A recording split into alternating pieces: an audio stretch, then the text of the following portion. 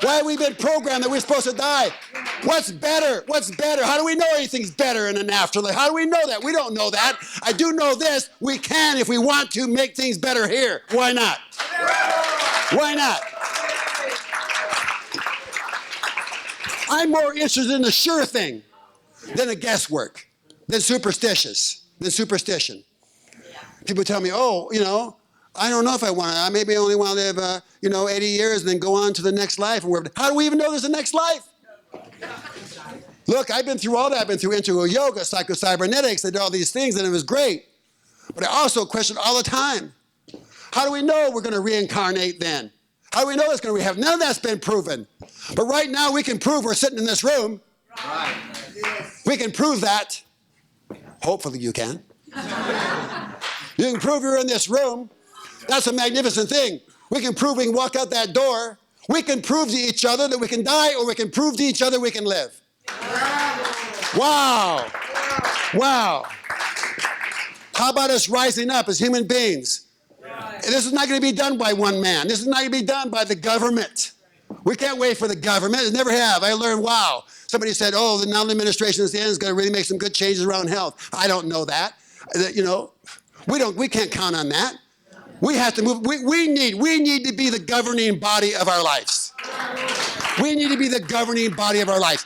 That's what the real Constitution, that's what real government is supposed to be about for the people. The people are supposed to be in charge. But yet, sometimes we sit back like peasants still. Peasants. Starting for crumbs. What are they going to give us? What are we going to get out of it? Are we going to get redeemed? Are we going to have enough money to get by? I hear some people say, well, I don't know if I have enough money to live forever. Or even another 50 years. Wow. Not thinking that if they were really alive, they're going to create. I've been here a long time. I'm more energetic than ever. I'm more excited than ever. I'm making more money than ever. And I'm not even, look, and I'm not even after money. That's the key. Don't be after the money. Don't be after the things. Be after the power. Be after the development of you. Be after the richness of you. Wow. Wow.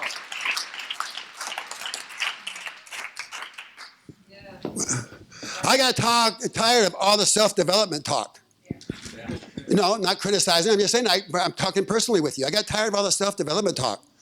If you do this, if you read that book, you get here, you take these 10 methods, you take that five, you do these 30, you study this for a week, you do that. Maybe I'm lazy. I knew there had to be something easier. You mean we're supposed to always work for everything? We have to work for our redemption of our bodies? That should be an inheritance. That should just come to us. The wealth I'm talking tonight should just come to us. It's ours. It's ours. It's not something we have to buy or work for. It's ours just to receive.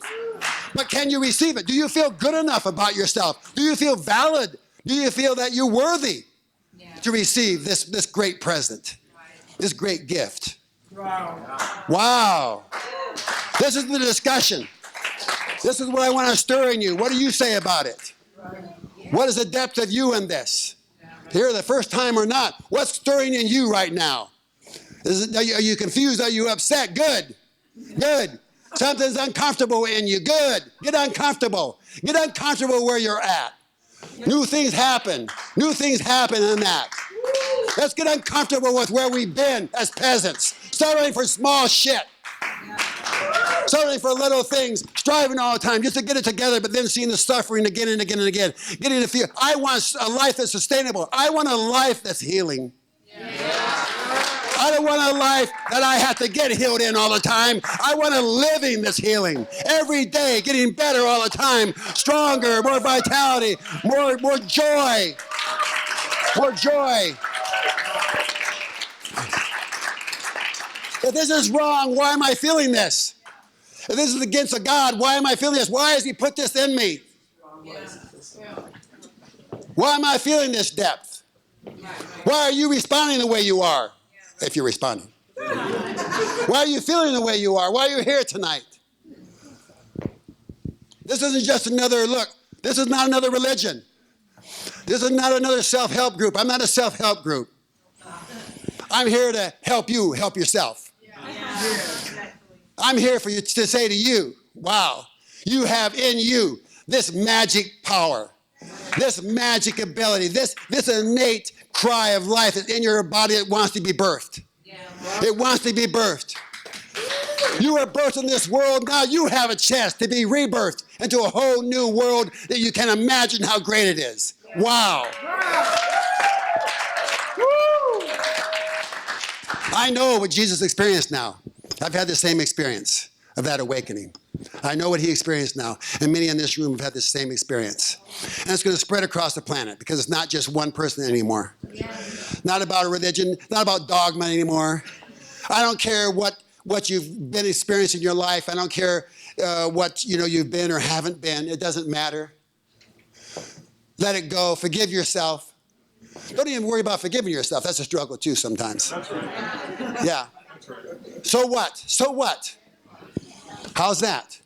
So what? So what? Who could throw the first stone? Who could throw the first stone? Who's so pure they think everybody else, they can throw that first stone? Wow. The judgment needs to end.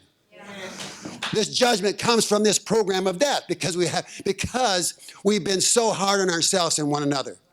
You release that program, all you can do is love the flesh. Love the flesh. Love yourself and love one another. The greatest wealth you can have is to have this love of your own body that you've never had in your life.